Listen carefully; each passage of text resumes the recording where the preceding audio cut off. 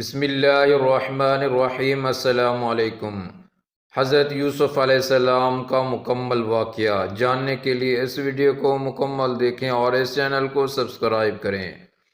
مولانا عبد الماجد دریا آبادی رحمۃ اللہ نے توریت کے حوالے سے لکھا ہے کہ یوسف اپنے بھائیوں کے پاس آیا تو انہوں نے اس کے جبے کو یعنی بوکلمون جبے کو جو پہنا تھا اتار کر اسے ننگا کیا اور اسے پکڑ کر کنویں میں ڈال دیا۔ وہ کنواں اندھا تھا، اس میں ایک بوند پانی نہ تھا۔ صاحب جلالی نے لکھا ہے کہ حضرت یوسف علیہ السلام نے ایک تعویذ پہن رکھا تھا جو در حقیقت حضرت ابراہیم علیہ السلام کا کرتا تھا اور حضرت یعقوب علیہ السلام کو وارثہ میں ملا تھا۔ جب کنویں میں ڈال دیا گیا تو یوسف علیہ السلام کنویں میں بنے ہوئے ایک طاقچہ میں بیٹھ گئے۔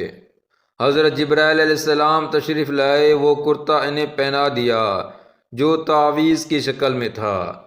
یوسف علیہ السلام کو کنویں میں ڈال کر باپ کے پاس رات کے وقت روتے ہوئے گئے۔ وَجَاءُوا أَبَاهُمْ عِشَاءً يَبْكُونَ، اور رات کے وقت اپنے باپ کے پاس روتے ہوئے آئے اور کہا، اے ہمارے ابا جان۔ ہم سارے بھائی گئے اور دوڑ میں مقابلہ کیا اور یوسف کو اپنے سامان کے پاس چھوڑ دیا۔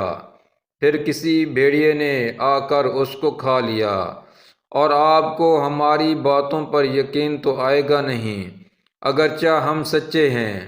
پھر یوسف علیہ السلام کا کرتا پیش کیا جو پہلے سے ایک سازش کے تحت ایک جانور کو ذبح کر کے اس کا خون کرتے میں مل دیا تھا۔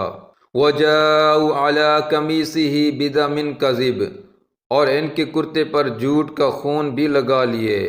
یعقوب علیہ السلام خدا کے نبی تھے، کیا ان کو اتنا نہیں معلوم تھا کہ یوسف کا خون ہے یا کسی جانور کا؟ قَالَ بَلْ سَوَّلَتْ لَكُمْ أَنفُسُكُمْ أَمْرًا، یعقوب علیہ السلام نے کہا بلکہ تم لوگوں نے اپنے دل سے ایک بات بنا لی ہے۔ فَصَبْرٌ جَمِيلٌ، تو صبر ہی اچھا ہے۔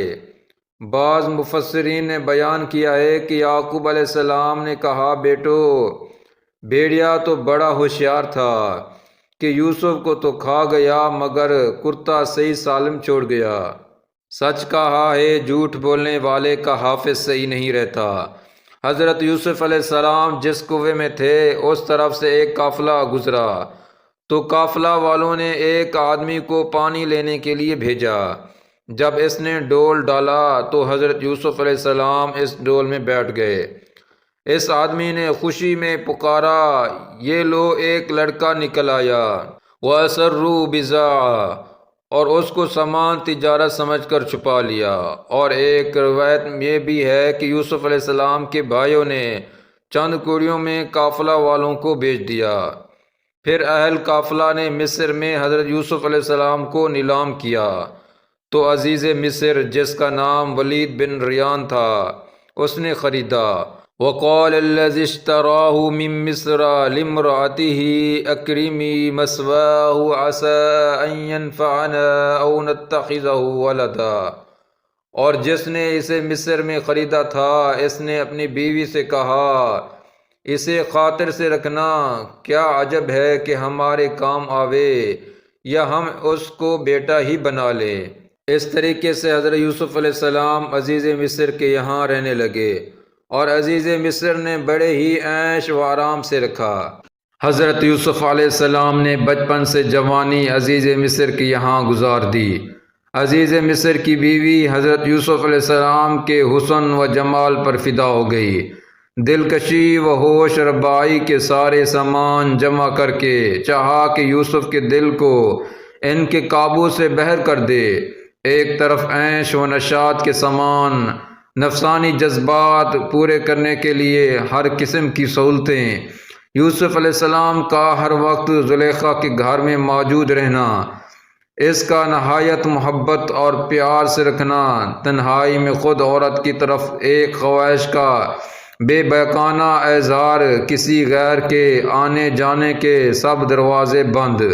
دوسری طرف جوانی کی عمر، طاقت و قوت کا زمانہ، مزاج کا اعتدال، تجرکی زندگی، یہ سب اسباب ایسے تھے جن سے ٹکرا کر بڑے سے بڑے زاہد کا تقوی بھی پاش پاش ہو جاتا ہے، مگر خدا نے جسے محسن قرار دے کر علم و حکمت کے رنگ میں رنگا اور پیغمبرانہ عصمت کے بلند مقام پر پہنچایا، کیا مجال تھی کہ اس پر شیطان کا مکر چل جاتا۔ جب زلیخا نے اپنی طرف بلایا تو یوسف علیہ السلام کے الفاظ معاذ اللہ نے ساری شیطانی چالوں کو توڑ دیا۔ وَلَقَدْ حَمَّتْ بِهِ وَهَمَّ بِهَا، زلیخا نے حضرت یوسف علیہ السلام کو پھنسانا چاہا اور یوسف علیہ السلام نے سوچا کہ اس کا دباؤ چلنے نہ پائے، پھر زلیخا نے حضرت یوسف علیہ السلام کو پکڑنا چاہا۔ اس طرح دونوں دروازوں کی طرف بھاگے تو یوسف علیہ السلام کا کرتا پیچھے سے پھٹ گیا، آگے زلیخا کا شوہر کھڑا تھا۔ زلیخا نے دیکھتے ہی شکایت کر دی کہ دیکھو، تمہارے گھر میں رہتے ہوئے تمہارے بیوی کے ساتھ غلط ارادہ کر لیا، اس لیے اس کی سزا ہے کہ اس کو جیل میں ڈال دو۔ زلیخا نے جب یوسف علیہ السلام پر الزام لگایا تو ایک دودھ پیتے بچے نے فیصلہ کیا کہ اگر کرتا پیچھے سے پھٹا ہے تو زلیخا جھوٹی ہے، یوسف سچا ہے، اور اگر کرتا آگے سے پھٹا ہے تو یوسف جھوٹے، زلیخا سچی۔ جب کرتا دیکھا گیا تو کرتا پیچھے سے پھٹا تھا، تو عزیز مصر نے کہا زلیخا تو ہی غلطی پر ہے۔ جب مصر کی عورتوں نے سنا کہ عزیز مصر کی بیوی ایک غلام پر فریفتہ ہو گئی تو طعنے دینے شروع کر دی۔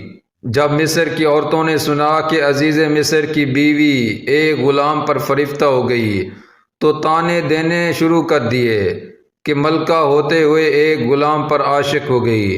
تو زلیخا نے زنان مصر کی پارٹی بلائی اور وہاں کے دستور کے مطابق دسترخوان پر بیٹھتے وقت سب کے ہاتھوں میں چاقو دے دیے کہ جب میں کہوں گی تو پھل کاٹ کاٹ کر کھانا۔ ان عورتوں نے چاقو اپنے ہاتھ میں پکڑے اور ادھر زلیخا نے حضرت یوسف علیہ السلام کے سامنے سے پردہ ہٹا دیا تو بجائے پھل کاٹنے کے اپنے ہاتھوں کو کاٹ لیا۔ وَقَطَّعْنَا أَيْدِيَهُنَّ، اور ان عورتوں نے اپنے ہاتھوں کو کاٹ لیا۔ تو زلیخا نے کہا کہ مجھے تم سب ملامت کر رہی تھی اور ایک ہی نظر میں اپنے ہاتھوں کو کاٹ لیا۔ حضرت یوسف علیہ السلام نے جب یہ سب دیکھا تو دعا کی کہ اے اللہ، قید خانہ میرے لیے اس سے بہتر ہے جس کی طرف یہ مجھ کو بلا رہی ہیں۔ حضرت یوسف علیہ السلام پر ایک اور آزمائش۔